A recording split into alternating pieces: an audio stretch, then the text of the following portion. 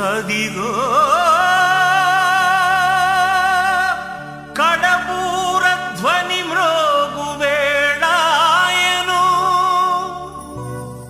నా ప్రాణనాథ నీరాకకై నేను వేచియున్నాను నా జీవదాత నా జీవదాత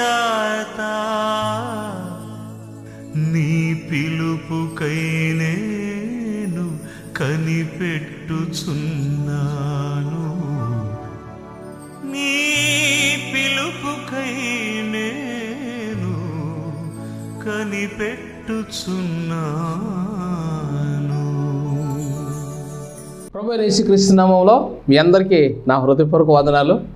మీరందరూ బాగుండాలి, మీకోసం నేను ప్రార్థిస్తున్నాను. మీ ప్రేయర్ రిక్వెస్ట్లు ఏదైనా సరే నాకు వివరంగా తెలియచేయండి. నేను మీతో ముఖాముఖిగా మాట్లాడాలనుకుంటే దయచేసి ఈ మధ్యకాలంలో నేను ఎక్కువగా ఢిల్లీ అనే న్యూ ఢిల్లీలో నేను ఉండడానికి ఇష్టపడుతూ ఉన్నాను. బొంబాయి, హైదరాబాదు ఇలాంటి ప్రాంతాల్లో నేను ఎక్కువ పర్యటన చేస్తూ ఉన్నాను. చాలామంది నన్ను వాషింగ్టన్, అవుట్ ఆఫ్ కంట్రీలో అన్ని రాష్ట్రాల వాళ్ళ ఆయా స్టేట్లో ఉన్నవాళ్ళు నన్ను పిలుస్తున్నారు. వారిని బట్టి నేను స్తుతిస్తున్నాను. మరి యూకేలో ఉన్నవాళ్ళు, లండన్లో, ఆఫ్రికాలో, ఆస్ట్రేలియాలో, యుఎస్ఏలో, Dubai, Abu Dhabi, Kuwait, Bahrain, London ప్రాంతంలో ఉన్న వాళ్ళకి అందరికీ నా వందనాలు. మీరు నన్ను ఎంతో ఆదరిస్తున్నారు, కానుకలు కూడా పంపిస్తున్నారు. దయచేసి ఈ పరిచర్య ఇలాగే ఇంకా ఇంకా అనేకుల దగ్గరికి వెళ్ళాలని ప్రార్థించండి. మరి మీరు మా ఛానల్ సబ్స్క్రైబ్ చేసుకోండి. మీరు దయచేసి దీన్ని మీరు షేర్ చేయండి ఇంకా అనేకులకు దయచేసి. ఎందుకంటే అలా చేయడం ద్వారా మీరు సువార్త అందించిన వాళ్ళు అవుతారు. మేలైనది చేయనెరిగి అలాగ చేయని వానికి పాపం కలుగునని సామెతలోనే ఉంది, యాకోబు పత్రికలో కూడా ఉంది. మేలైనది అనంటే ఇప్పుడు ఈ వాక్యాన్ని మీరు సబ్స్క్రైబ్ చేసుకొని ఇతరులకు మీరు పరిచయం చేశారనుకోండి, వాళ్ళు చాలామంది ఆదరణ పొందుతూ ఉంటుంటారు.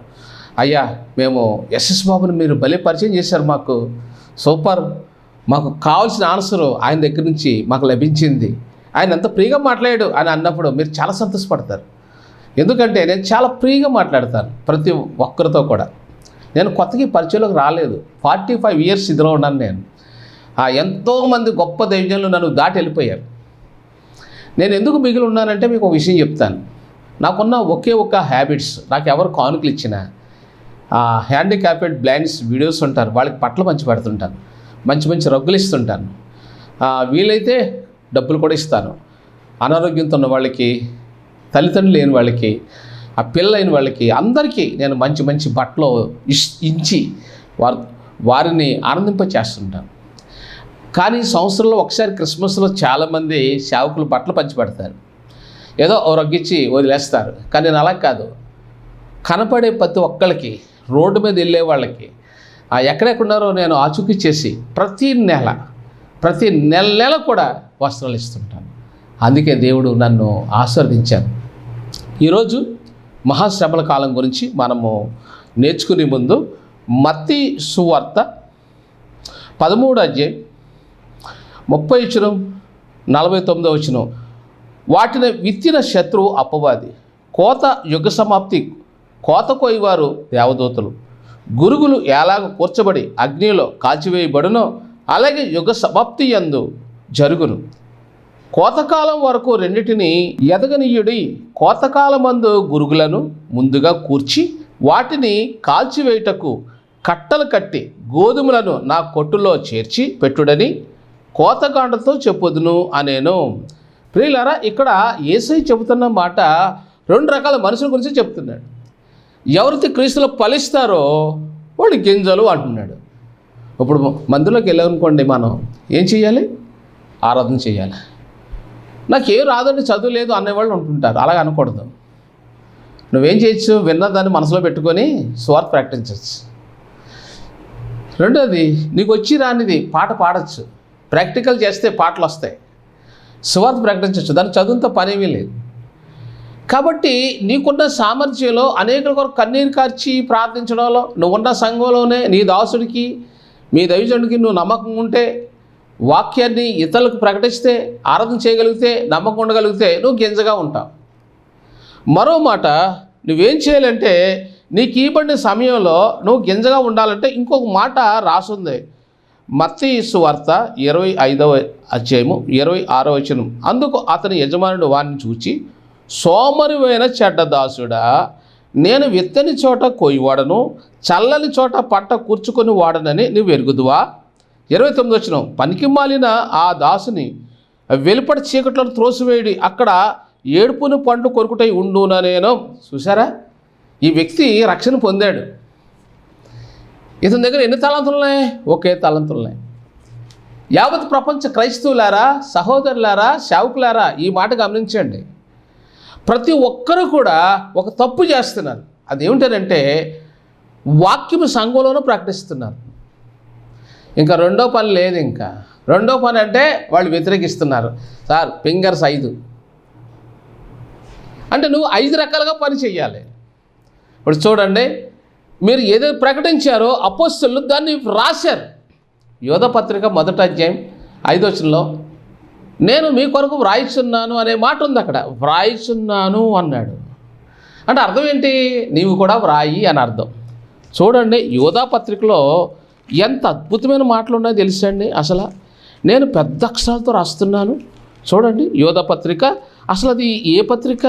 చివరి పత్రిక. చూడండి 3వ వచనం. ప్రియులారా, మనకందరికీ కలిగే రక్షణ గురించి మీకు వ్రాయవల్లని విశేషాసక్తి గలవాడని ప్రయత్నపడుచుండగా పరిశుద్ధులకు ఒక్కసారి అప్పగింపబడిన బోధ నిమిత్తము మీరు పోరాడవల్లని మిమ్మను వేడుకొనుచు మీకు వ్రాయవలసి వచ్చాను. వ్రాయవలసి వచ్చి చూడండి, శుభమని చెప్పి వ్రాయినది. మళ్ళీ ఏమన్నాడు?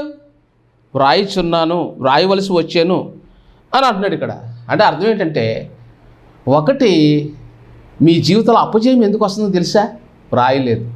ఆర్థిక సమస్యలు ఎందుకో తెలుసా? వ్రాయలేదు. మీకు కష్టాల కారణం ఏంటో తెలుసా? వ్రాయలేదు. సేవకులకి కష్టాలు ఎందుకో తెలుసా అండి? వన్ సైడ్ పని చేస్తారు. ఇక్కడ చూడండి, ఒక తలాంతు ఇచ్చాడు ఇతనికి. ఒక తలాంతు అంటే ఇతను ఏం చేస్తున్నాడు? వాక్యం వింటున్నాడు, ఇంటికి వెళ్ళి పడుకుంటున్నాడు. లేక వాక్యం విత్తుతున్నాడు, ఇంకా వేరే పని చేయడం లేదు.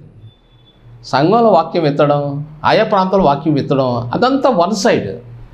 అది తప్పని బైబిల్ చెప్తుంది. వాక్యం విత్తావు మంచిదే. రెండోది, నువ్వు విత్తిందే వ్రాయాలి. 3, యూట్యూబర్గా ప్రపంచానికి నీ వాక్యాన్ని పంపాలి. ప్రజలు నిన్ను ఎత్తుకుంటూ వస్తారు. ఇప్పుడు చూడండి, నేను లైవ్లో చెప్తున్నాను, యూట్యూబ్లో చెప్తున్నాను, ప్రపంచ ప్రజలు నన్ను ఆహ్వానిస్తున్నారు. చాలామంది అంటారు, సార్ మీకు లాంగ్వేజ్ వచ్చి సార్ అంటారు. లాంగ్వేజ్తో పని ఏమి ఉండదు. మన యూట్యూబర్గా ఉంటే మన ప్రసంగం ఎక్కడో ఎవరినో పట్టుకుంటుంది. 3 దిశలుగా నేను వ్యాపించాను. నెంబర్ 4, నాది పిల్లల విజ్ఞాపన టవర్. ప్రతి ఒక్కరు ఫోన్ చేస్తారు. నాకు లక్షలాది మంది ఉన్నారు నాకు ఫోన్ చేస్తున్నాడు ప్రపంచవ్యాప్తంగా. అంటే 4వ పని కూడా పెట్టుకున్నాను. ఎప్పటి నుంచి? 20 ఏళ్ళ నుంచి పెట్టుకున్నాను. ఇదేం కొత్తగా ఏం పెట్టలేదు. నెంబర్ 5, వ్యక్తిగతంగా నేను సువార్త ప్రకటిస్తుంటాను, అనేకులను అభిషేకిస్తుంటాను, మిషనరీలు పంపిస్తుంటాను, బాప్తిసాలు ఇస్తూ ఉంటుంటాను.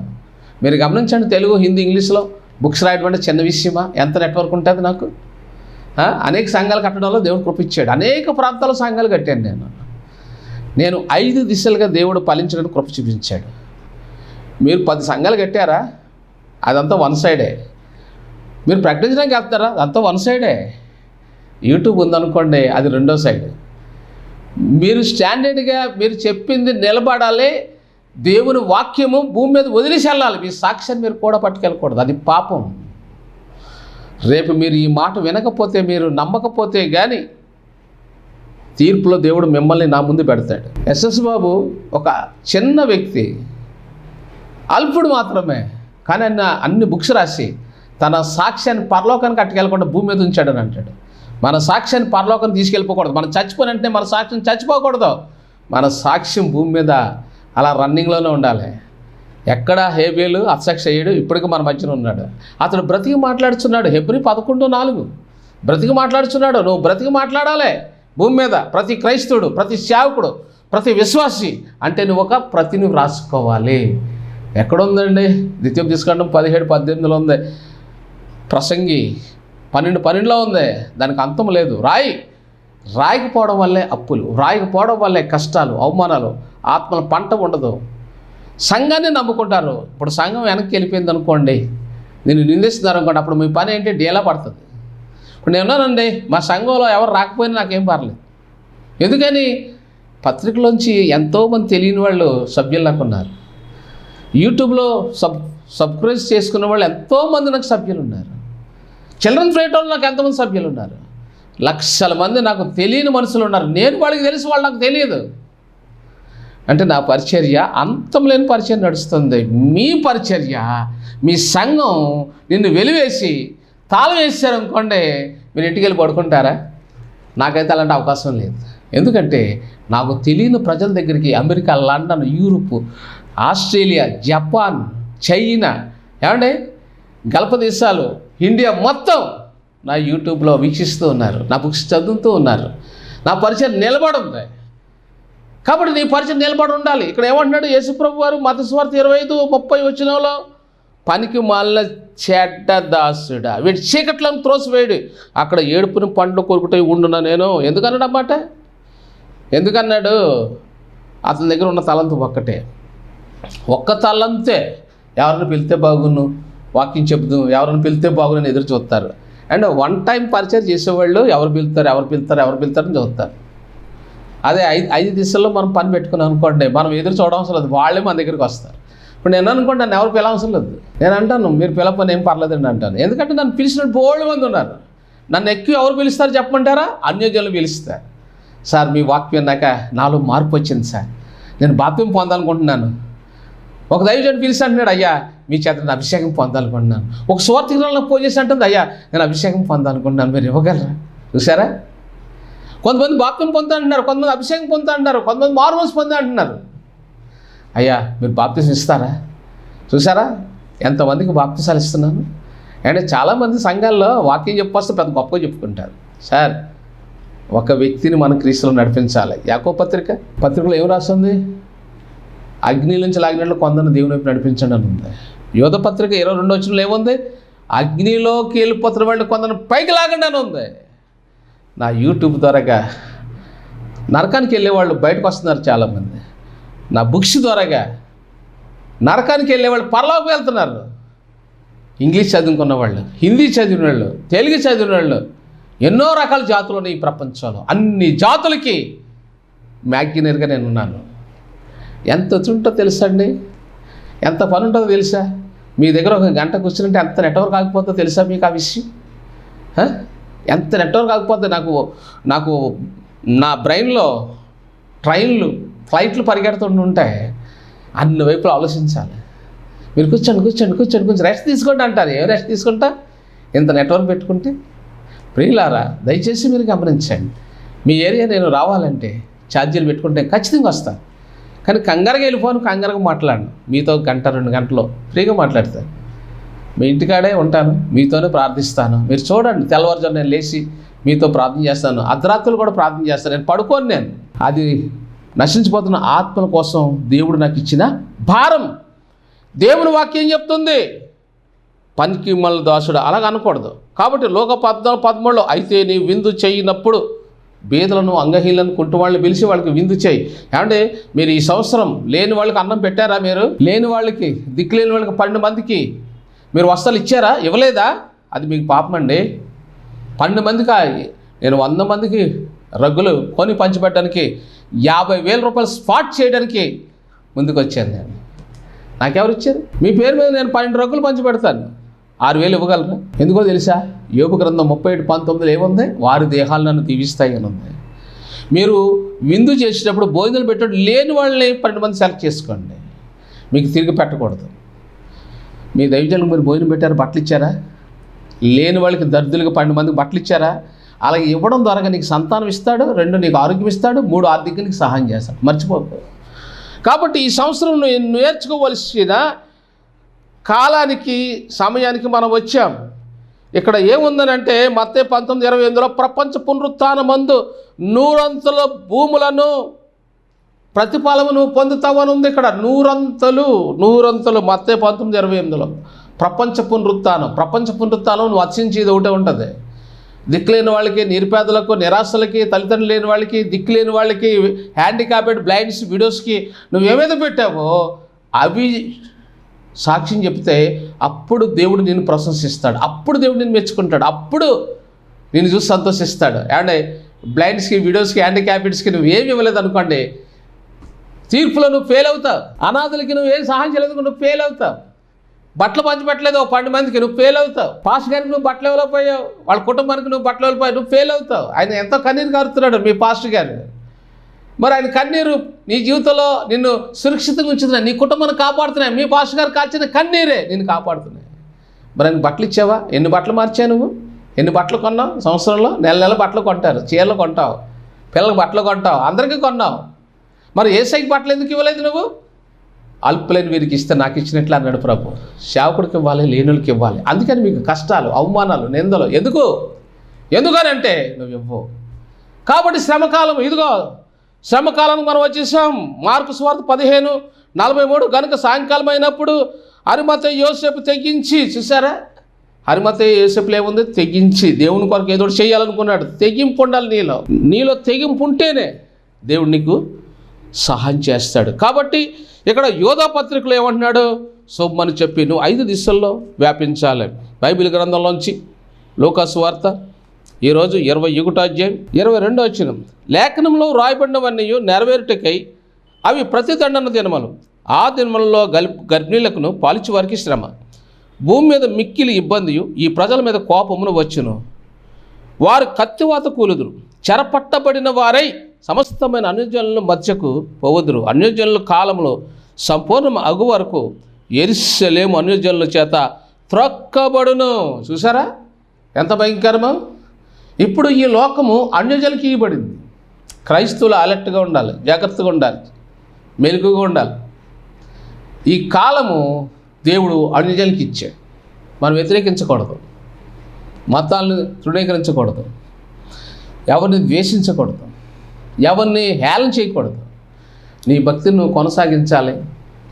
నీ భక్తిలోనే, నీ విశ్వాసంలోనే వీలైనంత మట్టికి క్రీస్తు గురించి చెప్పు, క్రీస్తులో ఉన్న గొప్పతనాన్ని ప్రకటించు.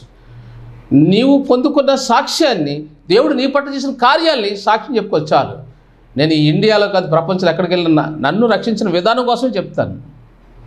నా ప్రభువు నన్ను ఇలా మార్చాడు డైరెక్ట్గా. ఏ పాస్టర్ నన్ను మార్చలేదు, ఏ విశ్వాసం నన్ను మార్చలేదు, ఏ సేవకుడు నన్ను మార్చలేదు. నాకు వెనకాల సేవకుడు కూడా లేడు. నా క్రీస్తే, నా పరిశుద్ధాత్మ తండ్రి నాకు సమస్తం. మా అమ్మ నన్ను మందిరంకి ఎత్తుకొని తీసుకుని వెళ్ళిందండి 1978లో ఎత్తుకొని తీసుకెళ్ళింది అమ్మ. నాకు అన్నీ మా అమ్మే. ప్రియులారా, ఎంత గొప్ప అద్భుతం తెలుసా? కాబట్టి గర్భిణీకును పాలిచ్చే వారికి శ్రమ అన్నాడు ఇక్కడ. అంటే పిల్లలు లేని వాళ్ళకి సంతోషం, పిల్లలు ఉన్న వాళ్ళకి కష్టాలు. కాబట్టి ఈరోజు ఈ వాక్యం ఏం చెప్తుందంటే, లేఖనంలో వ్రాయబడినవన్నీ నెరవేరుటకే అవి ప్రతిదండన దినములు. యేసయ్య ఏ విధంగా చెప్పాడో అవి జరుగుతాయి. పౌలు గారు ఏం చెప్పారో జరుగుతాయని యేసయ్య ముందే చెప్పేశారు. నా తర్వాత 12 మంది ప్రవచిస్తారు, పౌలు వస్తాడు ప్రవచిస్తాడు, ఇప్పుడున్న వాళ్ళు కూడా ప్రవచిస్తారు. ఇవన్నీ కూడా నెరవేరుతాయి. కానీ ఇక్కడ అన్న మాట ఏంటి తెలుసు? శుభదినం కాదు, ప్రతిదండన దినములు. అంటే కష్టాలు ఎదురొచ్చే దినాలు అన్నాడు.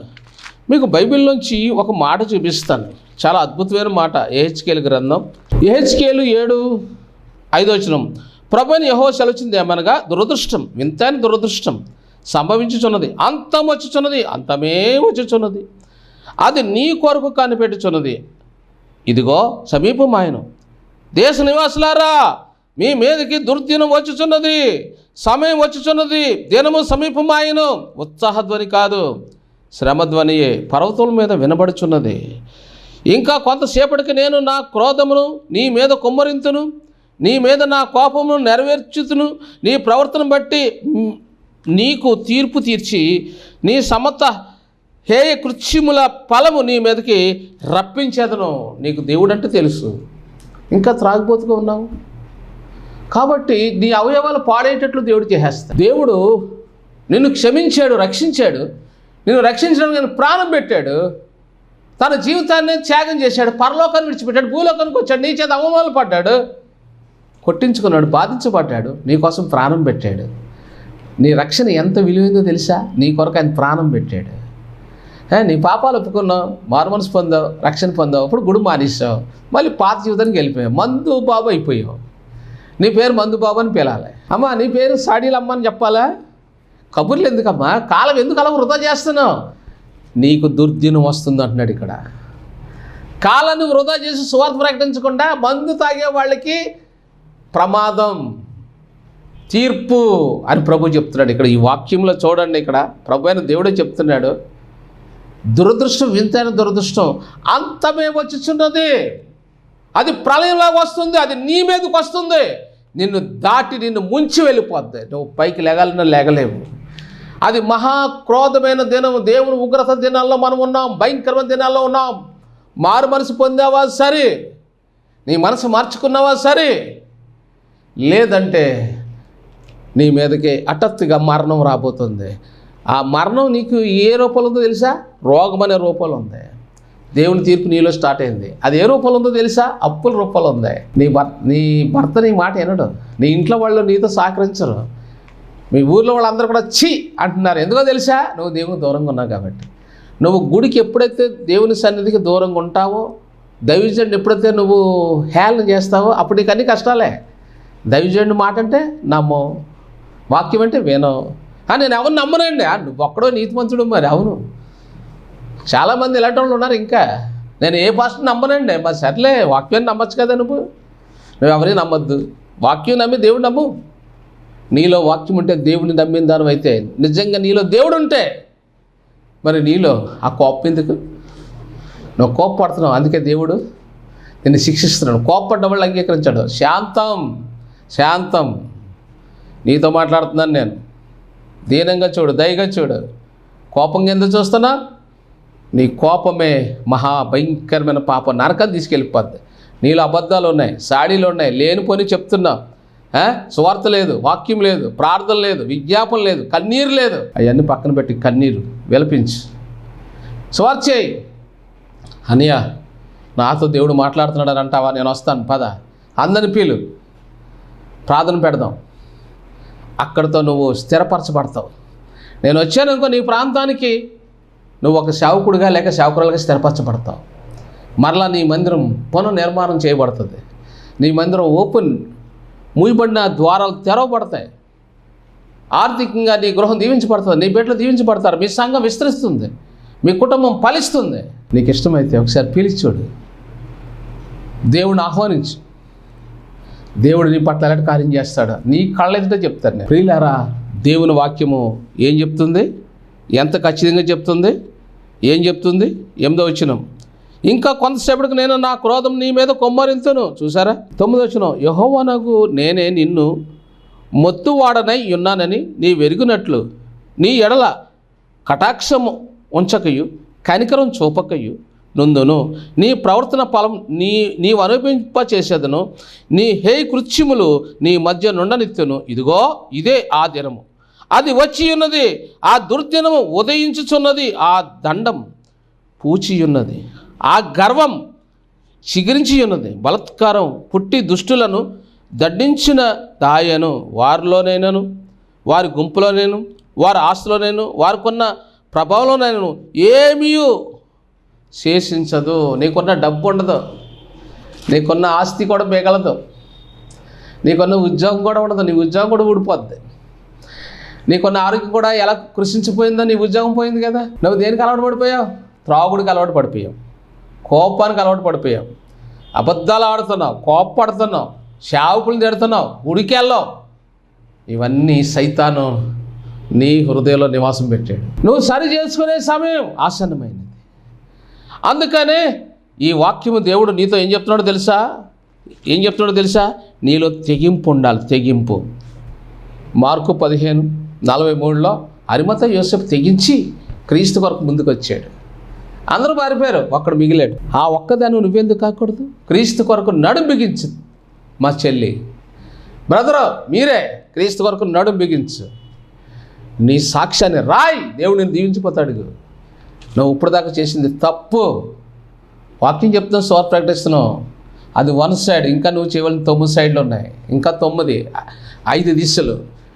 ప్రతి మనిషికి 5 బ్రెయిన్లు ఎందుకు పెట్టాడో తెలుసా? నువ్వు 5 దిశలుగా పని చేయాలి. స్వార్థ చెప్పావు, ఇంటికి వచ్చావు. సంఘంలో వాక్యం చెప్పావు, ఇంటికి వచ్చావు. అది వన్ సైడ్. స్వార్థ చెప్పడం, వాక్యం వన్ సైడ్. నీకు యూట్యూబ్ ఉండాలి, బుక్ రైటర్గా ఉండాలి, ఫ్రైట్ అవర్ ఉండాలి. నలుదిశలు నువ్వు వ్యాపించాలి. ఎవరైనా పిలిస్తే బాగు, నువ్వు వాక్యం చెప్పుకుందని ఇలాగ ఎత్తుక్కుంటారు అందరూ. ఎందుకో తెలుసా? నువ్వు వన్ సైడ్లో ఉన్నావు కాబట్టి నువ్వు ఎత్తుక్కుంటావు. అయినా కానీ అవకాశాలు రావు. వన్ సైడ్ పనిచేసే వాళ్ళకి ఆర్థిక ఇబ్బందులు ఉంటాయి. 5 దిశల్లో పనిచేస్తే ఆర్థిక ఇబ్బందులు ఉండవు. ఆర్థికంగా దీవించబడతావు. సంఘం విస్తరిస్తుంది, కుటుంబం విశాలపరచబడుతుంది, మీ పరిచర్య విశాలపరచబడుతుంది. రెండో రాకడ కొరకు తండాలుగా నువ్వు అనేకుల సమూహంగా నువ్వు సిద్ధపరుస్తావు. నువ్వు సిద్ధపరుస్తావు. అలాంటి కృప ఈ అంచు దినాలు దేవుడు ఇవ్వడానికి ఎదురు చూస్తూ ఉన్నాడు. ప్రియుడా, నీకేమైనా డౌట్స్ ఉన్నాయా? నన్ను అడుగు, మెసేజ్ పెట్టు. నేను వాయిస్ మెసేజ్లో నీతో మాట్లాడతాను, లేదా నా టైం అంటే నేను ఫోన్ చేస్తాను. ఓకేనా? ఇందులో చిన్న కానుక పంపగలవా? నీ ఇష్టం. ఒక 5,000, 10,000, 2,000 సబ్జెక్టుగా జాయిన్ అయితే నీకు నా బుక్స్ అవి వస్తాయి. ఎక్కడున్నా సరే, లండన్లో, అమెరికాలో ఎక్కడున్నా సరే, ఇండియాలో ఉన్నా సరే, సభ్యత్వం నువ్వు తీసుకుంటే మా ఫ్రైట్ టవర్లో నీకోసం ఎప్పుడు ప్రార్థిస్తాం. నీ పట్ల దేవుని చిత్తాన్ని కూడా తెలియజేస్తాను వివరంగా, మర్చిపోవద్దు. దేవుని చిత్తాన్ని తెలియజేస్తాను. నిన్ను దేవుడు ఎలా వాడుకుంటాడో, ఎప్పుడు దీవిస్తాడో కూడా చెప్తాను. ఈరోజు ఈ వాక్యం వింటాను. నీ జీవితంలో శ్రమలకి దగ్గరలో ఉన్నాం. యెహెజ్కేలు గ్రంథం 7వ అధ్యాయం చెప్తుంది, భయంకరమైన దినాలకు మనం వచ్చాము అని ఇది చెబుతూ ఉంది.